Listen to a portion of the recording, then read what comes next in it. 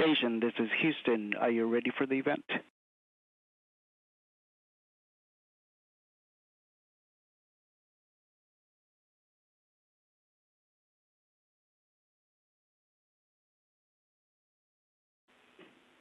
NBC Connecticut, this is Mission Control Houston. Please call station for a voice check. Station, this is Steve Glazier with NBC Connecticut. How do you hear me? Hi, Steve. I can hear you loud and clear. I'm excited to chat with you today. Well, that's amazing. Thank you so much, Jack. We'll get started. I appreciate your time. Appreciate it. So we'll jump right in, Jack, and it's so nice to see you. Um, if you can, to the best of your knowledge, do you know where you are for this event, your location as the station as we chat?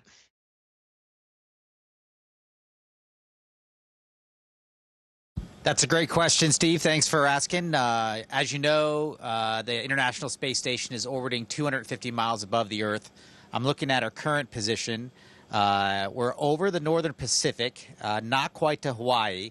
We're on a downward track. We're going to touch the southern tip of South America before we swing back up towards Africa and Europe. And we're hurtling along at 17,500 miles an hour. It's a pretty exciting place to live and work. That's amazing. Can you talk about your mission currently on the space station? Yeah, absolutely. As you mentioned, my name's Jack Hathaway, and I'm a NASA astronaut, and I'm up here on the International Space Station with Expedition 74. Our Expedition 74 team is 3 NASA astronauts, an ESA astronaut, and 3 Roscosmos cosmonauts. And we're up here on the International Space Station doing scientific investigations, technology demonstrations, Earth observations, and many other things as we learn to live and work and operate here in low Earth orbit so we can learn more about how to live and operate in space on our way to Moon and Mars. Okay, Jack, how long have you been on the ISS and how long in total do you plan on being there?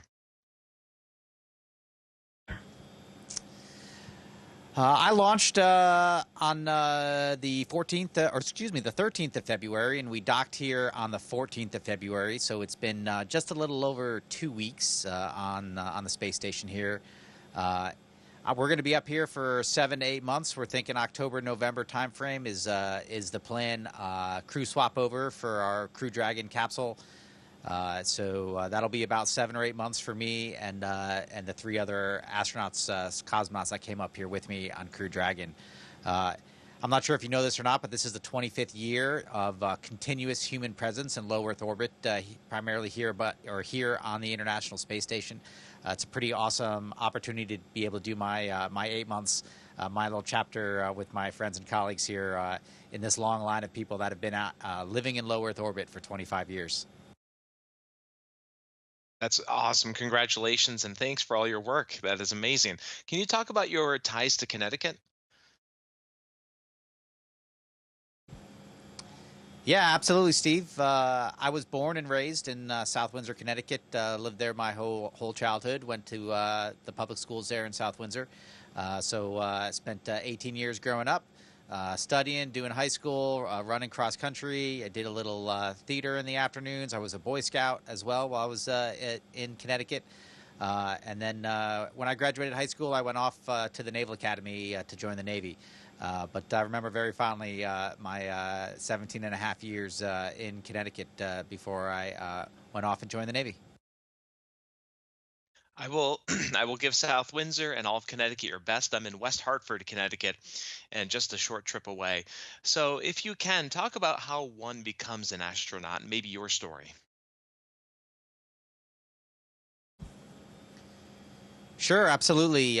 Becoming an astronaut, there's a lot of different ways to become an astronaut. You can be a scientist, you can be an engineer, you can be a medical doctor, you can be a science researcher, an academic researcher type doctor. There's all types of different experiences that become astronauts because we need all sorts of skill sets while we're up here. We need the medical skill set, we need the scientific research skill set, We need the test pilot skill set. So it's really quite awesome to be in the astronaut corps, where we have so many different people from so many varied backgrounds, really around the world when you take into account all our international partners. But for me, my path was to become a test pilot. I joined the Navy. I went to Annapolis after high school, and then I selected to become a naval aviator, and I flew F-18s in the Navy for about 15 years before I got accepted into the NASA program. In that time, while I was flying airplanes in the Navy, I also went to test pilot school on exchange with the Royal Air Force at Britain, and I did my year program over there before I came back to the U.S. To do my test pilot stint in Southern Maryland, which I greatly enjoyed. NASA likes to hire test pilots because we have the background and experience in new vehicle development to understand the human-machine interface, how the controls are supposed to operate, how different hardware and software all comes together with the human in the loop at the end of the program to be able to safely operate spacecraft in the unforgiving environment of the vacuum of space. So that was my experience to become an astronaut, but becoming a test pilot or flying for the military is not the only way. I'm up here with two other academic doctors and my fellow, or also my ESA colleague, Sophie, who's a helicopter test pilot. So there's lots of different ways to become an astronaut, and if you're interested in becoming an astronaut, I recommend continuing to study hard and find the topic and the environment that you love. Like for me, it was flying planes. I started doing it when I was in high school, when I was living in South Windsor. Took my first flying lessons there, and I just absolutely fell in love with it. And the Astronaut Corps is looking for people that are smart and capable and love what they do in all sorts of different backgrounds. So find that piece of excitement for you, the thing that you love to do, and just get really good at it. And you too could have an opportunity to live aboard the International Space Station. That's amazing. I get tired of holding the microphone, and I wish I could do that too. Jack, is this your first time at the International Space Station or first time in space?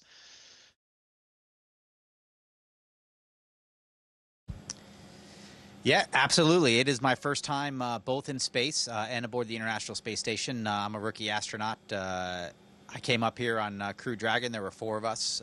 Sophie, my ESA colleague, and I were both rookies. And our commander, Dr. Jessica Mir, and our Roscosmos cosmonaut, Andrei Fedorov, were both experienced and have been here before. It was kind of a great setup for us because Sophie and I had Jessica and Andrei to learn from, to understand all the quirks of how to live in space, what to expect. It's really awesome to have that kind of mentorship and experience with you. And then we got up here, my classmate, Chris Williams, we have a classmate when we have classes that start the astronaut training together, and Chris and I started the astronaut training together in 2022. He was up here, came up on a Soyuz spacecraft just a few months before me. So I got up here. He's a rookie as well, but he's been up here for 3 months. So he's got the whole lay of the land, and he knows what's going on. So he's been great to teach us rookies how to live in space, which is can be harder than you think at first. I'm sure it is a big adjustment. Can you talk about the emotional feeling launching into space, going into that low Earth orbit? Did that make you appreciate Earth even more? Did it make you look at things differently? Talk about that experience.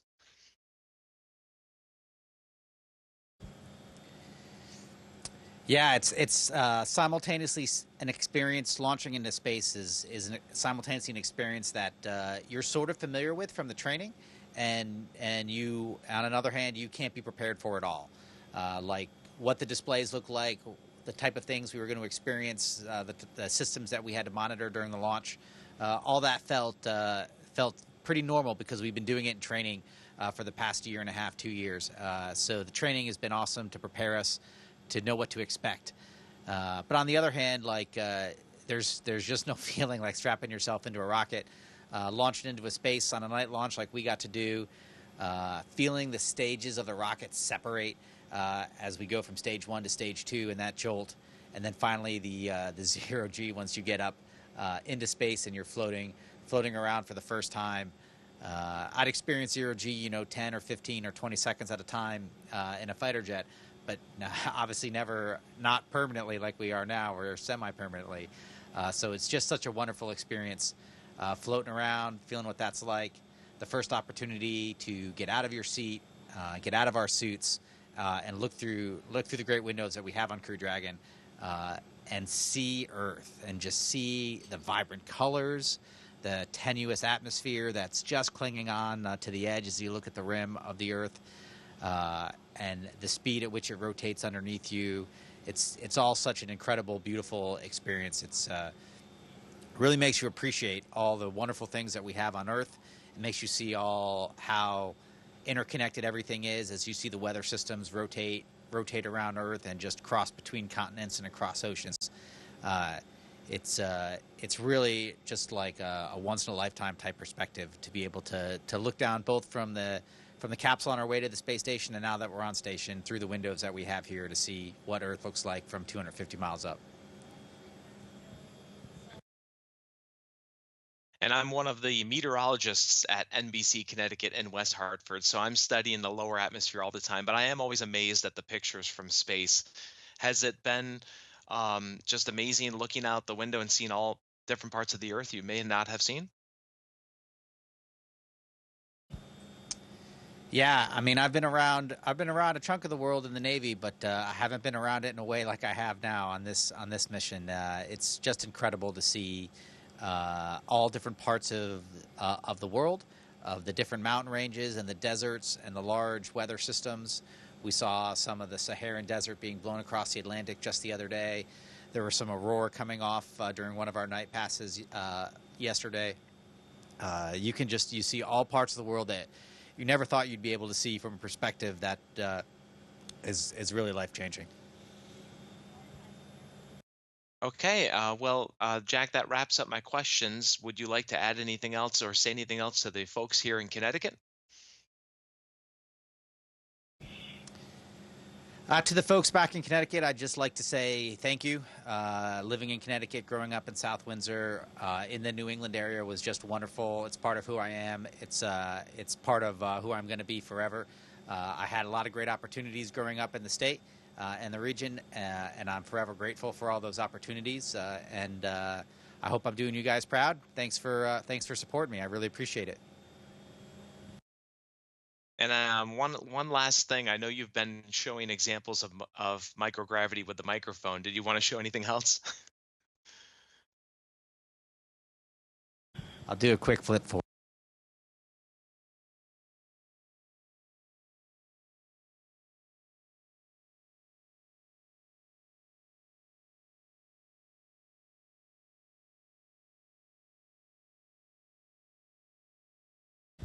Thanks for your time, Steve. Floating around and being able to experience microgravity is such a wonderful experience.